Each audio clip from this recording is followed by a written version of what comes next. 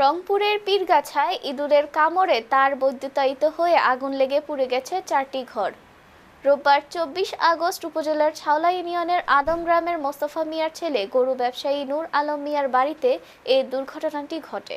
পরে বৈদ্যুতিক লাইন বন্ধ ও উপজেলা ফায়ার সার্ভিসের কর্মীরা এসে আগুন নিয়ন্ত্রণে আনেন। এতে তেমন কোনো জানের ক্ষয়ক্ষতি না হলেও নগদ 5 লাখ টাকা, 4টি ঘরে থাকা আসবাবপত্র, কাপড়চোপড়, স্বর্ণালংকার, সিলিং ফ্যান, টিন সহ আনুষঙ্গিক মিলে প্রায় 50 লাখ টাকার ক্ষতিসাধন হয়েছে বলে জানান ক্ষতিগ্রস্ত নূর আলম।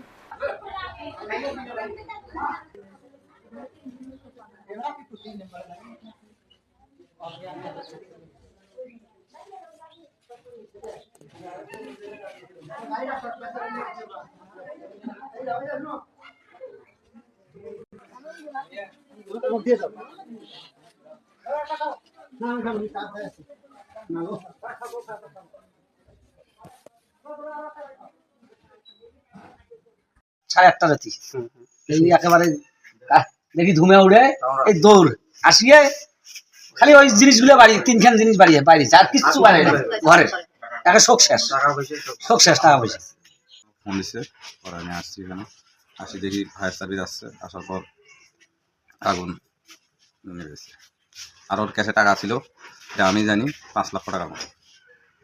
8:30টার দিকে ওই পোয়ালে মানে কারেন্টের লাইন ছিল, লাইন থাকার কারণে ইঁদুরে লাইনটি কাটিয়ে দেওয়ার কারণে ওই পোয়ালে আস্তে আস্তে মানে ওখান থেকে আগুনের সূত্রপাত ঘটার পর এখানে মেন তার ছিল এদের, ওখানে আসিয়া ওই কারেন্ট ওই তারের সঙ্গে তখন আগুন জ্বলে ওঠে, একবারে আসিয়ে উপরে ওঠার পর এদের যা এখানে ছিল কিছু বের করতে পারেনি, বাইর করতে পারিনি ঘর থেকে।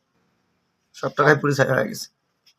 আনুমানিক হিসাবে 5 লাখ টাকার মতো গেছে আমার। মানে যে ঘর বাদে ঘর বাদে মানে কি আসে শুধু টাকা গেছে না পুরে ছাড়িয়েছে। তাহলে টোটাল কত হতে পারে আপনার ক্ষতি? আমার সর্বসাকুল্যে 50 লক্ষ টাকার উপরে ক্ষতি হয়ে গেছে।